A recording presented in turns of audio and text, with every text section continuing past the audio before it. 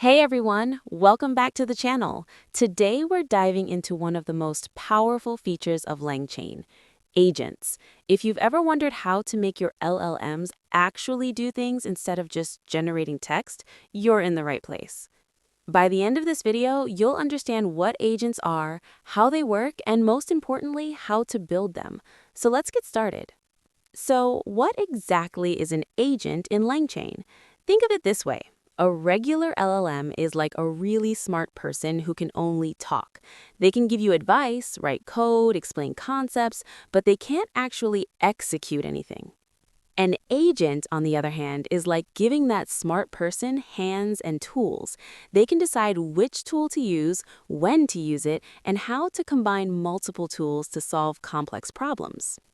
Here's how it works.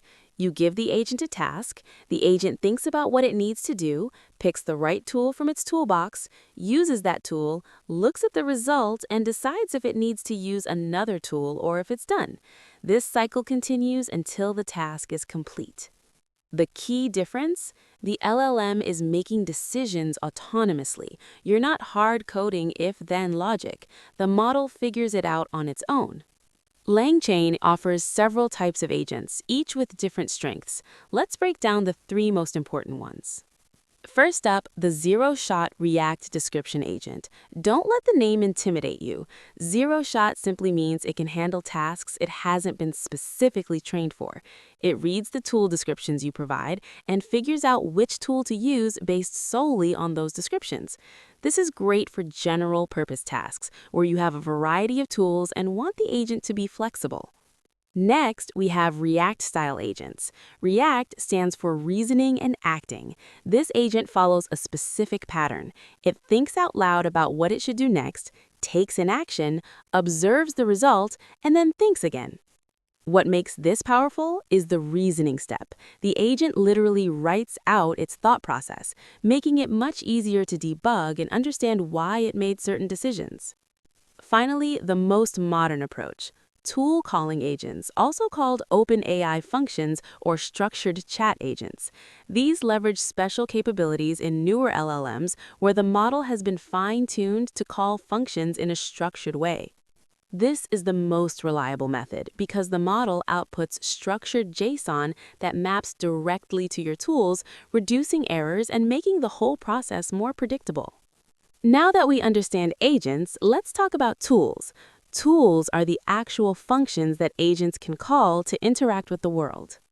LangChain comes with many built-in tools: web search for finding current information, calculators for math operations, code execution for running Python, database queries, API calls, and you can even create custom tools for your specific needs. The beauty is that once you define a tool, any agent can use it. Let's see some examples. Let's start with a web search. This is incredibly useful because LLMs have a knowledge cutoff date. With a search tool, your agent can find current information. Here's how simple it is to set up.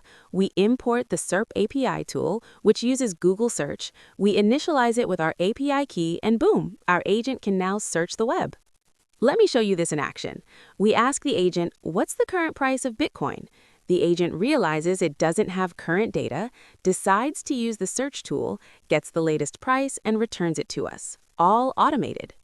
The agent made the decision to use the search tool on its own. We didn't tell it to search. It figured that out.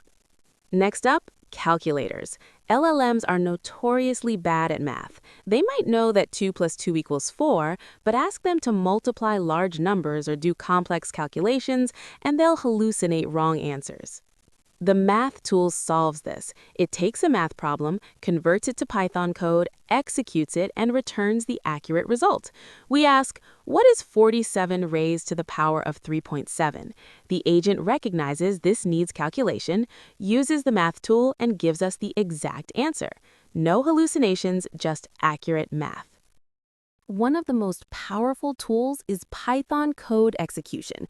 This lets your agent write and run actual Python code to solve problems. Using the Python REPL tool, the agent can write scripts, manipulate data, create visualizations, or even interact with libraries like Pandas or NumPy. Here's a real example. We ask, generate a list of the first 20 Fibonacci numbers and plot them.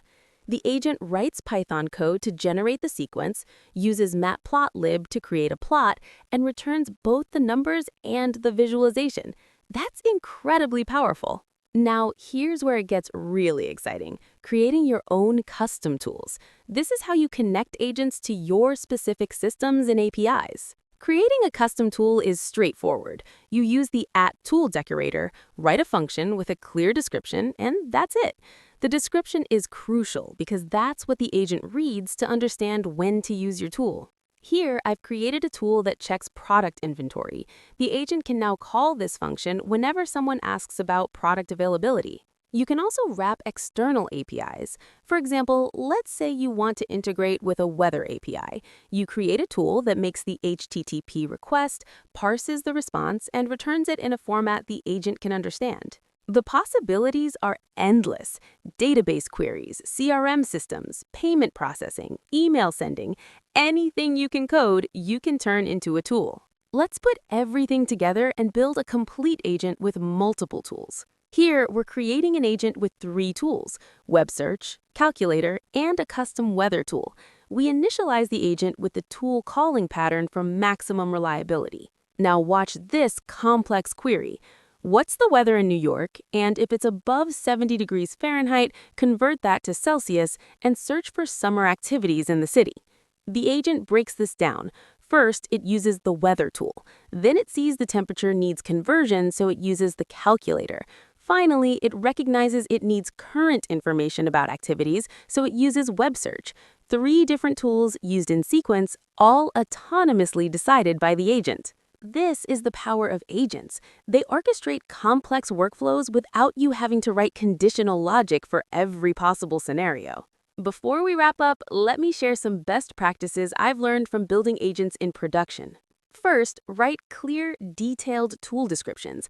The agent only knows what you tell it. Be specific about what the tool does, what inputs it expects, and what it returns. Second, start simple. Don't give your agent 20 tools on day 1. Start with 2 or 3 and expand gradually. Too many options can confuse the agent. Third, set a maximum iteration limit. Agents can sometimes get stuck in loops. Limit how many tool calls they can make to prevent runaway costs and infinite loops. Fourth, use verbose mode during development. This shows you the agent's thought process, which tools it's choosing and why. It's invaluable for debugging. And finally, monitor your costs. Every tool call and every reasoning step uses tokens. Keep an eye on your API usage, especially in production. All right, let's recap what we've learned today. We covered what agents are, autonomous systems that can use tools to solve problems. We explored different agent types: zero shot for flexibility, React for transparency, and tool calling for reliability. We looked at various tools: web search for current information, calculators for accurate math, code execution for data manipulation, and how to create custom tools for your specific needs. Your homework? Pick one tool, integrate it into a simple agent, and experiment. Try breaking it, see what works, what doesn't. That hands-on experience is invaluable. If you found this helpful, smash that like button, subscribe for more AI and LangChain tutorials, and drop a comment telling me what kind of agent you want to build. Thanks for watching, and I'll see you in the next one.